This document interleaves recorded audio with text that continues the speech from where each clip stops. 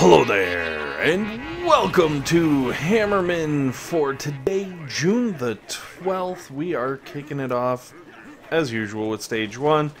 And as always, there's freaking heavies and tanks, so, like, zero chance of getting a flawless. As always, all the prototypes are tucked away in the back there, out of range, just so that they're not involved, and, you know, we can kind of go through this normalishly. Normalish? Yes. If it's not a word, I'm making it one now. And I'm not gonna lie to you, right here, I started looking around because I was worried that my prototypes were not tucked back far enough. I was like, oh crap, I think one of my prototypes is getting in there. Because those rocket launchers just melted the tanks, and I was like, did someone up the damage on rocket launchers? Did I, like, screw up and leave my damage amp out? Like, what's going on here? Honestly, I don't know. Maybe I just, like, happened to pay closer attention than normal or something. I'm still not even sure, because I double-checked, and, like, there were no prototypes anywhere near anything. So, yeah, I don't know what exactly was happening there, but haha, your tanks are dead, because, like, what else do I have? And then, of course, on this level, I was like, okay, we've got tanks again, now we can, you know, double check and see if the same thing happens, and kind of it does. I have a feeling what it is like sniper towers are able to actually get in there. Maybe it's the machine guns with their ridiculous machine gunnery, but, I feel like the tanks on the first couple of levels, maybe they lowered the tanks to make it more low-level friendly, hopefully, with luck. I don't know. I'm not sure what was going on there, but I knew that the Grens were coming out first here, and I was ready for them.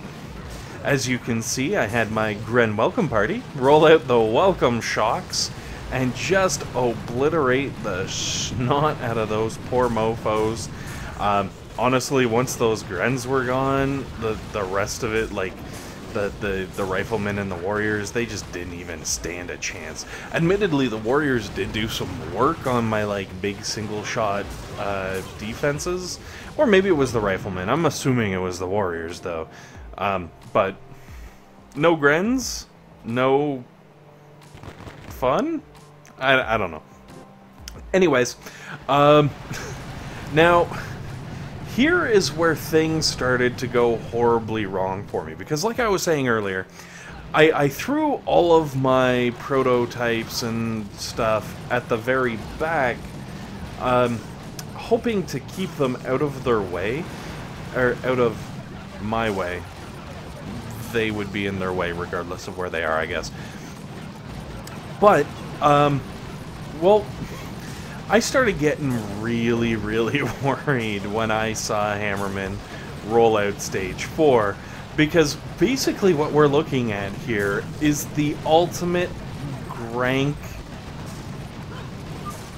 rifle shield? I don't know, like, it's Grank, so you've got tanks, Grens, and medics chilling, doing horrible things, but just with an enormous wave of riflemen in front of them too, which, like, just makes it that much harder for the defenses to pound their way through to get to the tanks. And if they can't get to the tanks, they sure as heck can't get to the Grens, and, like, things go all horribly wrong.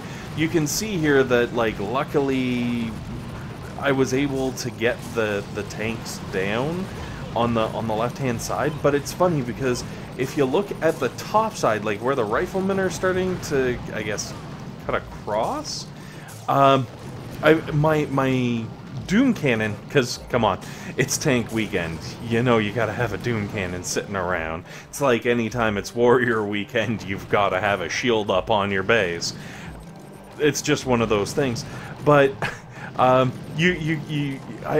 as a tanker, I never have enjoyed hearing that pew pew pew sound quite as much as right here when these Gren slowly started to drift into that Doom Cannon range.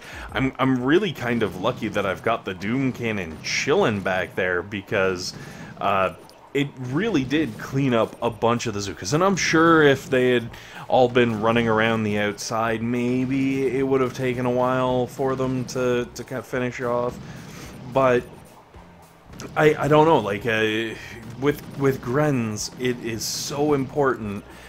Numbers is everything. Like, if you can land 6 boats of Grens instead of 5, the increase in damage you do and all that goodness, it's like exponential. It's kind of crazy, I'm not gonna lie to you. Anyways, as you can see, 1 Gren and 1 medic were left standing just out of range of the Doom Cannon. So I guess we time this one out. A win's a win, so like, hooray, but be very, very careful with that stage 4. Like, obviously, I got schooled. So just don't do it, you know, don't do what I did. Do something better. Take the mistakes that I was able to learn, and hopefully kick some butt and chew some bubblegum. So anyways, that being said, that's stage 4. I'm thinking, okay, stage 4 was a weird one-off. It was really bad layout for the troops, and things got weird. So that's cool. Stage 5, I pretty much never need any prototypes. It's all good. So I left my prototypes in the back as per usual, and figured, okay, yeah, no problem. And then everything landed left. Like, it is a nasty, nasty left lane. Like, I kind of wish I had my my ham sorry, not my ham sandwich. Oh, jeez. It's horrible. I can't even bring up the base name, but the loop around, just because it kind of siphons everything off to the left, and then the rocket launcher is destroyed from the right and whatnot. Like, honestly, this landing would be perfect for that style of base. I know I'm pretty sure I used it last week or the week before. At some point I've used it. If you just go back through the videos, you'll be able to find the base that I'm talking about. It's like a big C with a dot of rocket launchers right next to the HQ on the right hand side. It all kind of works out. But yeah, like, holy smokes, man. And like, with this, again, I feel like that Doom Cannon was reaching out and clearing out some stuff, because everything started going hard left. Like, half of my defenses were standing, but just nothing was in range. It was just like, what? Screw that. Friggin' telling you, the RMZ is real. So, stage 6 hit, and I was just like, alright, listen, I've almost been made a fool of twice now on stages 4 and 5. We're getting for serious here on stage 6. So I dropped the Hot Pocket, which was sitting in my lab, and boy howdy am I glad I did. Look at those Grens on the north end of the beach, just getting flamed. Like, ruined. And then, you know, the Hot Pocket's like, oh, well, I can't reach the rest of them, I'll just dip down, we're cool. So it dips down, and the rest of them walk right into range, and it's just like, oh, so good, so good. And even with this final boat of riflemen that, like, come up and come straight at that Hot Pocket, with its placement, they literally just, like, gather up to get burnt to a crisp.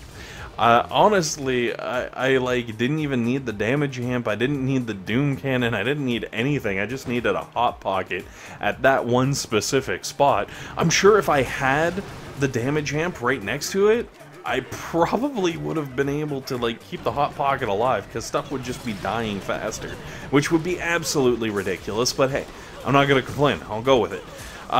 And then stage 7, because, like, stage 6, I did try a couple of times without the Hot Pocket, and I tried, like, changing things up and doing things differently, and tried different bases and stuff, and just eventually decided, you know what, it's gonna be a lot easier with the Hot Pocket. Let's just, I tap, I'm gonna do it.